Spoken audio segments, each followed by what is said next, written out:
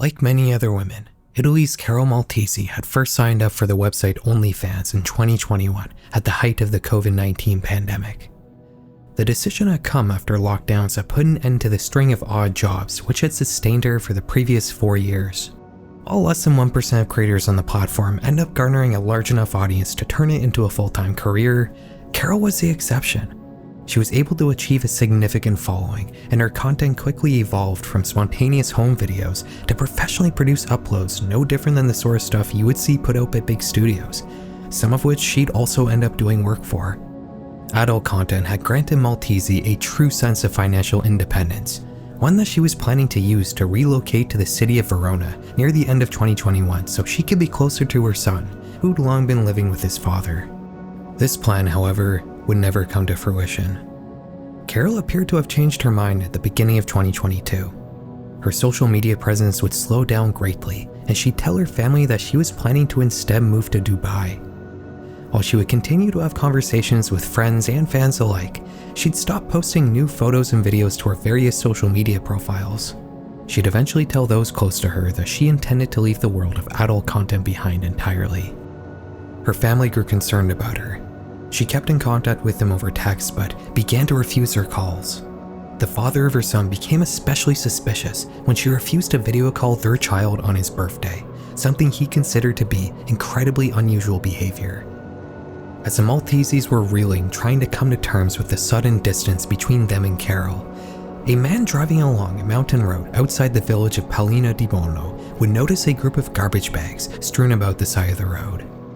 It wasn't completely out of the question for local residents to occasionally dispose of their household trash in this inconsiderate manner, but there was something about these bags that made the man stop to investigate them. He noticed something odd sticking out of one of them. He couldn't make out what it was from the road, but as he got closer, he saw that it couldn't be anything other than a human hand.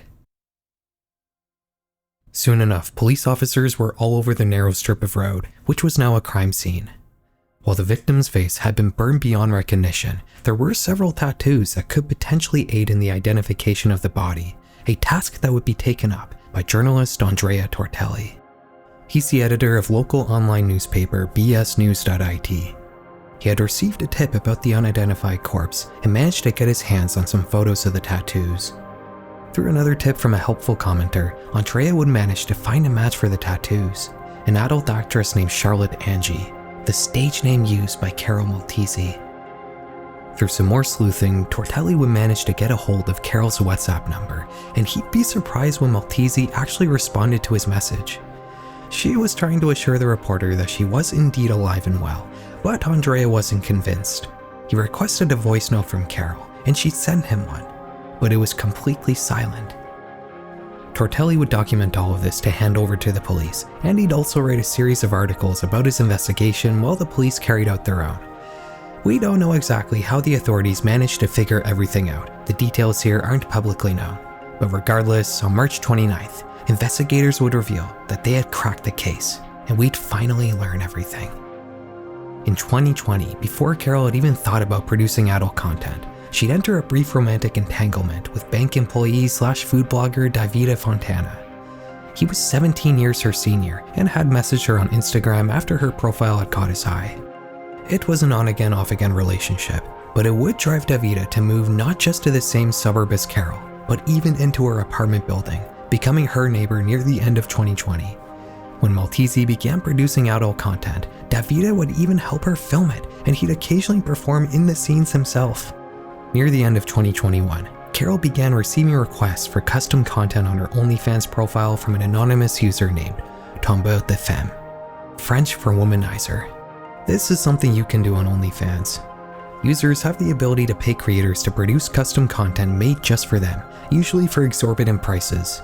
The anonymous nature of this profile wasn't unusual either, as OnlyFans subscribers aren't exactly eager to fill out their profiles with identifiable personal information.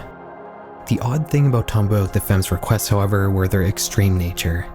I can't get into specifics here, but they were much more rough than the sort of content Carol normally produced. In early January, she'd receive a request from this subscriber that was particularly out there. It involved Maltesi tying herself up and putting a hood over her head. Fontana would offer to help her out with this odd scene. After setting up the camera and hitting record, a brief moment of hesitation would occur. Instead of proceeding with the scene as described by the user, Davida would instead grab a hammer. You see, the OnlyFans user requesting this content was none other than Davida Fontana himself. He had used OnlyFans requests as a particularly sinister form of femicide, one that involved his partner helping to set herself up for her own murder. For 2 months after carrying this out, Davida would keep Carol's digital presence alive, impersonating her right to the faces of her family, friends, and fans, while her body was in his freezer. 2 months later, he would ultimately dispose of her remains in the mountains of northern Italy on March 20th, where they'd be discovered the next day, kicking off the process that would lead to him getting arrested just over a week later. Police would conclude that Davida had murdered Carol over her decision to move to Verona to be with her son. He had been obsessed with her since the moment they made contact, and if he couldn't have her, then nobody could. It would take another year for Fontana to stand trial, after which he'd be found guilty of aggravated voluntary homicide and the destruction and concealment of a corpse. He'd be slapped with 30 years in prison, a controversial sentence. For whatever reason, the judges ruled that there wasn't any significant organization or premeditation to the murder. They'd also state that Fontana was uninhibited due to Maltese supposedly leveraging the relationship to further her adult career. This would spark a huge backlash in Italy, with critics lambasting the courts for essentially ruling that Davida's emotional turmoil was somehow Carol's fault, and using that to play down the clearly heinous murder he had meticulously planned out. This case would go through a series of appeals that would both give out and overturn a life sentence several times, with the last update being yet another overturn of his life sentence occurring in February 2026. Because of this, the sentence is still unresolved, and Fontana remains in jail, awaiting his fate to this day. The case of Carol Maltese is the only known time a custom request on OnlyFans was specifically used to facilitate someone's murder. But it's far from the only absolutely wild thing that's happened on the platform. I've done many videos like this in the past where I base everything around a particular website, so I'm no stranger when it comes to taking a peek at the seedy side of online platforms. But let me tell you, OnlyFans did shock me with the sheer variety of stories and just the general ickiness of it all. I think the platform has this reputation of being the quote-unquote safe avenue of producing adult content professionally, and maybe it is to a certain degree, but believe me, every possible peril you can think of when it comes to this often dangerous field of work seems to surround OnlyFans as well. And not only that, the unique parasocial nature of the platform has led to completely new kinds of horror stories as well, much like that first case we just talked about, and much like this next one. Tomosa Noor, 29-year-old Michaela Ryler-Stam of Escondido County, California, was your ordinary suburban housewife. Married to insurance agent Brandon Ryler-Stam, the couple had 3 children together. What many didn't know, however, was that Michaela was anything but a housewife. In fact, she had a very active career, just one that she kept under wraps. She had been running a massive stripper agency called SingCal Entertainment, managing over 50 erotic entertainers, both female and male. Not only that, but she herself advertised her own services under the pseudonym Ashley SingCal, working as a high-end escort for roughly a decade. Like many in her line of work, she would gravitate towards the popular new platform OnlyFans, opening an account sometime in the early 2020s. She already had a very active social media presence, so it was a natural tool to add to her wheelhouse. Like basically all of her peers, she would take requests to produce custom content. She would also occasionally make use of her escort work to produce videos to sell behind a paywall, often to the eager chagrin of whoever had hired her. In March 2023, 55-year-old Michael Dale would stumble across Michaela's OnlyFans profile. He became infatuated with her, paying her over $11,000 over the course of just a few weeks for their online communications and in-person meetings. Dale's desires were unconventional, to say the least. The things he wanted Michaela to do to him were downright strange. Along with wanting his whole body to be wrapped in saran wrap like a mummy, many of his requests involved using Gorilla Glue on various parts of his body. Michaela would later state that this was her first foray into this particular realm in her field of work, but she gladly fulfilled Michael's requests. Her husband even encouraged her, as Dale had been a high-paying customer. She also used these encounters to diversify the content she offered on her OnlyFans profile, with Michael being happy to play a part in her videos. On April 17, 2023, Dale had once again paid for Michaela's company. When she showed up at his place around 6 p.m., she would find that Michael was drinking and was visibly intoxicated. The activities of that evening were particularly unhinged, possibly being influenced by Michael's altered state of mind. He once again asked to be completely wrapped in saran wrap, but this time he also wanted his arms bound and duct tape adhered around his mouth and the rest of his face. The danger came, however, when a plastic bag was placed over Michael's head, which also ended up getting adhered to his frame with duct tape. All while this was happening, Michaela had a camera set up in the corner and was filming everything. Supposedly, in the video, Dale eventually stops responding to her verbally, but Michaela just kept going. At one point, Michael's roommate walks into the room. I want to take a second to highlight how unimaginably creeped out Michael's roommate likely felt in this moment. He had actually only known Dale for a few days, with him only moving into his apartment just 5 days before Michaela came over. He likely had no idea the sorts of things his new roommate was into. Imagine, you get a new roommate and one night he tells you he's having a lady friend over. You hear some strange sounds, so you decide to see what's going on. And you're met with your roommate bound and wrapped up like a victim in an alien movie, and a woman is playing disc jockey with herself next to him. In the video, the roommate apparently pleaded with Michaela to stop, which would lead to her calling 911. When the police arrived on the scene, they would find that Dale was not breathing. He'd be brought to the hospital where he was pronounced brain dead, being removed from life support just 1 day later. With Dale's cause of death being ruled as asphyxia due to the plastic bag being placed over his head, Michaela would be charged with second-degree murder. It wouldn't happen right away though. The investigation would take a full 2 years, with Michaela only being arrested in early 2025. The prosecution argued that Michaela had acted with implied malice, not necessarily intending to kill Dale, but acting with the knowledge that what she was doing was putting his life at risk. The fact that she filmed herself paddling the pink canoe while Dale was slowly fading away next to her likely didn't help, and neither did the photos she sent to her husband of his final moments. In May 2026, Michaela would take a plea deal, pleading guilty to 1 count of involuntary manslaughter. She'd earn only 4 years in prison, which may be reduced further as the court is still considering the time she already served in jail. Part of what apparently influenced this tiny sentence was the remorse Michaela seemed to display. To all involved in this case, she seemed to greatly regret how that night had gone. She wrote letters apologizing to Dale's family and gave a tear-filled statement to the court upon her sentencing, stating, "It needs to be said. There are no words. There are no words. I'm sorry is not enough, and I have a million emotions, but I would say the desire to go back and undo this would be at the top." The Los Angeles Times would describe this case as a Black Mirror-esque killing, noting that the story highlighted the extreme lengths creators would go to in the name of captivating content. I'm not sure if I agree with that assessment. I don't think Michaela carried out that particular act in the name of content. I think that was more of a byproduct, with the large sums of money Dale was offering her being the obvious main motivation. I do agree with one thing though. OnlyFans is absolutely Black Mirror-esque. Its main offering is adult media that's paired with a potentially sinister combination of companionship services and online relationships, which is all served up in an easily accessible digital format. Not only that, but the age of targeted online advertising has led to OnlyFans permeating much further into your digital life than any of its peers ever has. If you're a man and you fit a certain demographic, scrolling through pretty much any social media service is enough to inundate you with covert ads for OnlyFans, whether or not you've ever even engaged with any of them. Put all this together and you end up with what's undoubtedly the largest scale and most frictionless commodification of human intimacy humanity has ever known. But believe it or not, OnlyFans wasn't always like this. When the platform first launched in 2016, it positioned itself as a competitor to Patreon. It was intended to be used as a method for artists and other creators to share premium content with their fans behind a paywall, and they actually didn't even allow not safe for work content for the first year of their existence.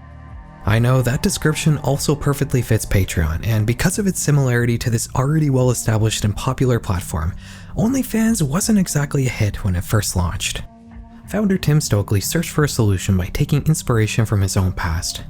He had already founded a couple internet adult media platforms, and he noticed that independent, not safe for work creators were searching for a way to monetize their followings without getting too involved in the often dangerous and exploitative adult media industry. So OnlyFans loosened their content guidelines in 2017 and gradually repositioned themselves as the adult version of Patreon. That shift would be furthered when the platform was acquired in 2018 by Leonid Radvinsky, an internet entrepreneur who had founded one of the most popular cam sites of the 2000s. He saw something in the then faltering platform. Its 80-20 revenue split with creators was generous, and since the site had originally been designed to be a Patreon competitor, it had a clean, modern, and functional interface, unlike other adult content platforms. On top of that, the internet had long been prophesized to one day kill the traditional and seedy adult video industry, but nobody really knew how it would happen. Many adult sites let you upload your own content, but they couldn't really offer you much in return for doing so. This was likely the original thought behind Radvinsky's webcam site, which aimed to allow models to have lucrative careers that completely bypass the old-school adult industry. And while that project is still running to this day and is undoubtedly successful, it never really garnered much of a mainstream reputation, and thus never escaped the all-encompassing vortex of shadiness perpetuated by the adult media industry. OnlyFans, on the other hand, would. During the pandemic, when basically everyone was locked up at home with little to do and even fewer ways to make money, the platform would explode. They may have had 13.5 million users in 2019, but by 2022, that number had grown to 238 million, a whopping 3% of humanity. Not only did they achieve that insane level of market penetration, but the platform also somehow managed to gain an identity as a less shameful adult media platform.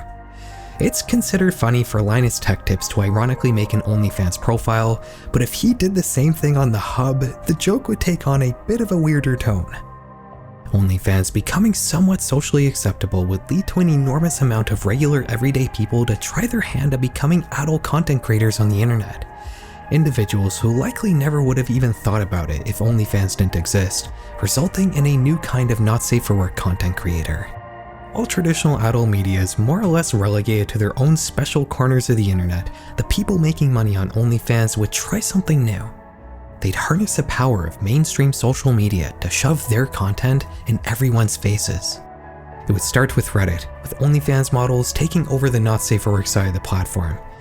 As you can imagine, it was unusual for real women to be hanging around these more unsavory subreddits, so posts that are thinly veiled OnlyFans advertisements proved to be consistently popular.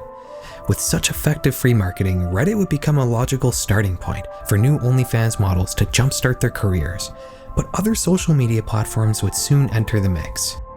While the content on Reddit was explicit in nature, this sort of thing isn't allowed on more conventional social media platforms.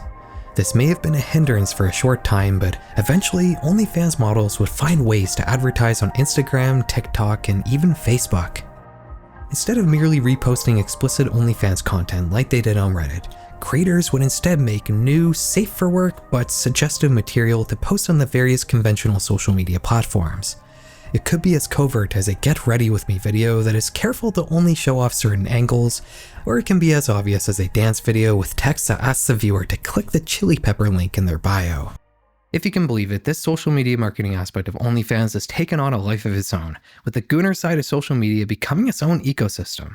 While it does always lead back to OnlyFans, there are countless more users who only follow these marketing accounts purely for the suggestive but safe for work content. If you read the relationship subreddit at all, you'll encounter many stories where women go through their partners' phones and are horrified when they see the accounts they follow on Instagram and TikTok. But if one of these men do end up taking the plunge and make an OnlyFans account to subscribe to some creator they follow, they won't just have access to premium paywall media. They'll also be given a direct line to communicate with that creator one-on-one. Parasocial relationships are definitely one of the hot topics of the 2020s, and being a creator myself, I definitely am aware that many of you watching this video think I'm your friend. And I am. We're friends, right? You never let me down by missing a video or not hitting that like button. You wouldn't want to disappoint me, would you? Parasocial relationships are something that I and many other creators try to quell whenever possible. When communicating with fans, I'm always aware that they know a lot about me, but I don't know anything about them. So while I always try to be polite, I also try to keep a bit of distance socially, but it's not like it's a rule. Some creators will pretend to be friends with their audience members in order to directly extract money from them.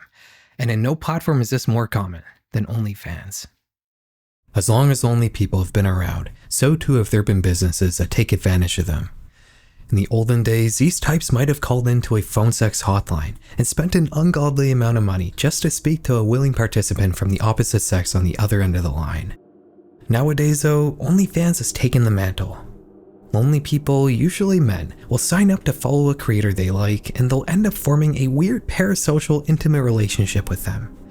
The microtransactions that OnlyFans offers incentivizes creators to play into the fantasy, as these enamored users can make for great sources of income. All the creator has to do is respond kindly and occasionally push their digital wares in a subtle manner. As you can imagine, the sorts of men who get themselves into these situations often aren't in a good place in life. And while they may be lucrative marks, they're also sources of potential danger. In 2021, in Somersworth, New Hampshire, an unnamed 25-year-old woman would sign up for OnlyFans. She was among the more grassroots segment of OnlyFans models, the everyday people who sign up in hopes of escaping their 9-to-5 life. The woman, who we will refer to as RN, had indeed made an account on the platform with the intention of supplementing her income. She had a young child to support at home and could do with the extra money. As 2022 rolled around, she had already managed to achieve a small but loyal base of subscribers. But at home, things were becoming weird. It would start with sets of keys inexplicably going missing. Then she'd begin to notice that she'd occasionally shut a door, only for it to somehow be open when she returned. Windows would be left ajar that she never remembered opening. Then, her underwear would begin mysteriously disappearing. Around 4 a.m. on February 9th, RN would suddenly bolt awake.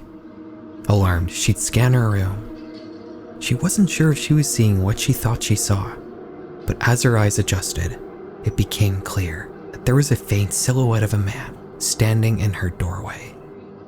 The police are immediately called, and when they arrive, they find a man standing on the roof of her house. They manage to get him down, and he's arrested on the spot. Police search the house, and they don't find much evidence to collect. That is, until they make their way into the attic. There, they'd find evidence of someone having lived in the tiny crawl space. Fast food bags, AirPods, the missing underwear, and even a cup filled with urine. The man sleeping in RN's attic was named Mauricio Guerrero, a 20-year-old from Bensalem, Pennsylvania. He had no prior criminal history, but he did have a connection to the victim. He had been a subscriber to her OnlyFans, one of the most passionate according to RN. He'd first subscribed in October 2021 and began communicating with RN first through text messages, but then through phone calls and even video calls. He asked to buy her gifts, so she gave him her address, a decision she undoubtedly regrets. Guerrero wouldn't just send gifts to her, he'd start making unannounced trips to the city. RN would notice a car that would occasionally be parked outside her place, which she would later learn after the arrest belonged to Mauricio. On December 7th, he'd work up the nerve to ring her doorbell. RN would answer but would tell him to leave and to never come to her house again. This wouldn't do much to dissuade Guerrero, who'd continue to show up at her house anyways. Normally, you'd expect something like this happening to be grounds for blocking someone online, but RN continued to communicate with Guerrero. He was a paying customer after all. They'd even agreed to meet up in person in late December for 2 hours and supposedly shared an intimate encounter. As much as RN tried to drill home to Mauricio that the relationship was strictly business, he wasn't getting the message. In January, he would rent an apartment in Somersworth and would begin regularly breaking into her house. This would eventually escalate to him living in her attic. He would come down to explore the house during the night, and he'd even enter RN's room so he could film her sleeping. Therapists would later describe Mauricio as immature, lonely, and socially isolated, having had limited experience with relationships. He'd eventually be found guilty of both Class A and B felony burglaries, 3 counts of criminal trespass, and 1 count of invasion of privacy, resulting in a sentence of 12 months in jail with 3 years probation and mandatory counseling upon release. Critics would argue that this was a very light sentence for egregious stalking that involved several home invasions, and the victim even being filmed while she slept.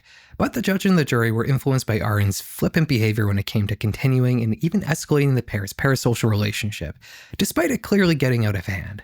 Critics would also lambast a defense strategy in this case, deeming the entire thing victim blaming, with Mauricio's lawyers mostly attempting to frame RN's mixed signals as consent for breaking into her house multiple times and living in her attic. In any event, the case of the attic stalker would become a cautionary tale for OnlyFans creators as to what can happen when a parasocial relationship goes too far. Because of this and similar stories, most models on the platform are careful when communicating with their subscribers. They tend to keep a distance, sometimes more than you might think. In April 2022, 42-year-old German man Patrick Kunz was delighted when he messaged a popular adult star on OnlyFans and actually got a response back. He fell head over heels into the business model, sending Hungarian actress Nikki thousands of dollars to make him custom content. The pair would also exchange messages daily, discussing everything from Patrick's fantasies to mundane topics like work, pets, and cooking. Eventually, he would tell Nikki that he loved her, and she would return the sentiment. Over time, however, Kunz began to notice some strange things. The actress appeared to forget things they had already talked about. It got to the point where he started to wonder if he was actually talking to Nikki. At one point, he would just straight up ask her, "Who are you?" She would reply, "What do you mean, baby? It's me." Patrick would come to realize that the Nikki he was speaking to likely wasn't just a single person. He didn't even know if he had ever spoken to Nikki herself at all, which is unfortunate because a couple months prior, he decided to get a tattoo of her. This situation would drive Kunz to carry out an investigation with the help of Reuters to find out who he had actually fallen in love with. A year later in 2023, he managed to get her phone number. He'd give it a call and surprisingly, it was Nikki who picked up. She stated that she never told him that she loved him, even though Reuters found dozens of messages where she said exactly that in Patrick's chat logs. She'd then come clean. Nikki admitted that most of the time, Kunz wasn't talking to her. Like many other OnlyFans models, she had hired an agency to speak to her subscribers on her behalf. In all likelihood, Patrick may have admitted his love to a man in India. This 2024 Reuters investigation would kick off a major controversy known as a chatter scandal.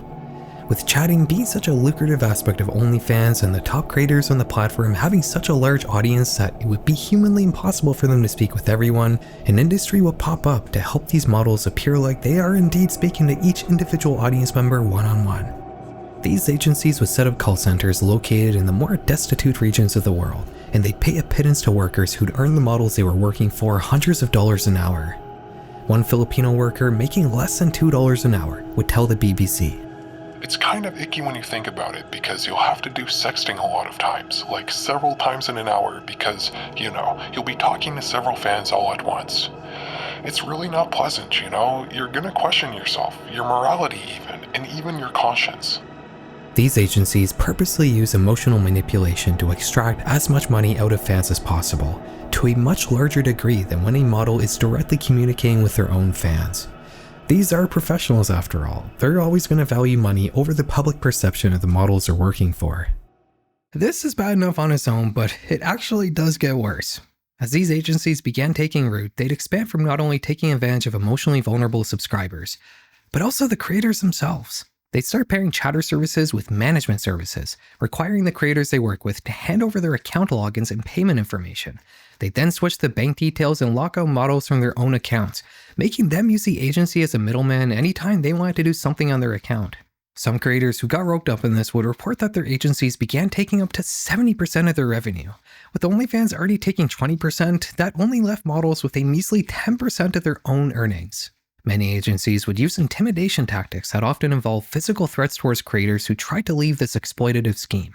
And it's here where we finally get to that thing I mentioned at the start of this video. I briefly told you guys that despite its reputation as a safe, socially acceptable platform to sell adult content, OnlyFans has slowly been acquiring the more negative traits of the traditional adult industry. In fact, a common scheme has been emerging on the platform that harkens back to the very oldest days of sex work. In 2026, neighbors in the Lakemont district of Bellevue, Washington would begin to notice some odd things happening at a house situated in the middle of their normally quiet cul-de-sac. On some nights, hundreds of people could be seen flooding in and out of the house, and noise was a constant problem. The police could be seen parked in front of the home time and time again, and drones were often mysteriously circling the property. The neighbors initially assumed this house was being rented out as an Airbnb. These issues are merely the usual struggles of a home being used as a residential party venue. But things would escalate. On June 4th, just 3 weeks ago from the time I'm recording this video, residents in the cul-de-sac would all wake up to a loud bang and a bright flash of light at 4 in the morning. They'd rush to their bedroom windows only to see a massive SWAT team geared to the teeth storming into the building. Eventually, officers could be seen walking a single man out of the house, 21-year-old Nikita Tukalo. For the last few years, he had been presenting himself on social media as a wealthy entrepreneur, posting photos of exotic cars and stacks of cash, the latter of which would later be identified as prop money from Amazon. In 2024, him and a few friends would start a company called Nova Talent Management LLC. The idea wasn't exactly unique. In fact, a certain controversial influencer had done almost the exact same thing in a different era of the internet, and I wouldn't be surprised if these boys took a bit of inspiration from that particular endeavor. Allegedly, they would find women on Snapchat and Instagram and offer them well-paying modeling jobs, promising them between $8,000 and $15,000 per month. All they would have to do is take photos in bikinis. This is a sketchy but possibly convincing offer, and the women that bought into it would allegedly be offered a room to stay in one of the group's so-called content houses. It was likely purposely designed to come off like the sort of glamorous influencer houses these women were no doubt familiar with. But in reality, this was nothing more than a trafficking operation. Once a hopeful new model moved in, they would allegedly be asked to hand over all their passwords to their various digital accounts, effectively handing over their entire online presences to Nikita and his friends. They were also allegedly forced to sign legally shaky but intimidating NDAs that promised harsh retaliation if they attempted to leave the house. The bikini pictures they were originally asked to take would eventually morph into filming custom content for OnlyFans for up to 4 hours a day, and on top of that, they'd have to stream on a campsite for up to 14 hours a day. The group would give them ADHD medication to keep them awake for these long sessions, and they greatly restrict their food intake as well. The company allegedly raked in almost $3.4 million just over a 10-month period doing this. Of even further concern were the firearms and physical violence which were a constant presence in the house. Nikita allegedly strangled one victim, and another was allegedly forced at gunpoint to crawl across the living room floor. Nikita is currently in jail awaiting charges, and his other friends may or may not be slapped with charges as well. This case is fresh and the investigation is still ongoing, so I unfortunately can't leave you with a sense of justice here. But this story perfectly encapsulates a growing and worrying trend on OnlyFans. The source of shady individuals who may have just previously gone to do some work in the traditional adult industry are now flocking to OnlyFans instead because it simply makes them more money. Enterprises that involve this sort of trafficking and coercion are becoming more and more common because they're just so lucrative. Schemes like this have been around forever, but with OnlyFans being so prevalent, they've never been more in our faces than they are now. Some of those obvious advertisements or OnlyFans profiles that you scroll past on social media may in reality be hiding something dark. Don't get me wrong, I still think OnlyFans and similar services are probably the safest way to have a career doing this sort of content on the internet, but I think the industry as a whole will never be able to escape the factors of human nature that allows it to be taken advantage of by shady people with bad intentions. Enough about what I think though, I'm much more curious to hear from you guys. Do you subscribe to anyone on OnlyFans? Do you create content there yourself? If you have an interesting anecdote to share, I'd love to hear it. Thank you very much for watching. As I mentioned earlier, I was off since May looking after our baby, so if my content seemed a little different the last little while, it's pretty much due to the constraints of what I was able to get done ahead of time for my parental leave. But I'm back now, so things are pretty much back to normal around here. Alright, have a good night, guys.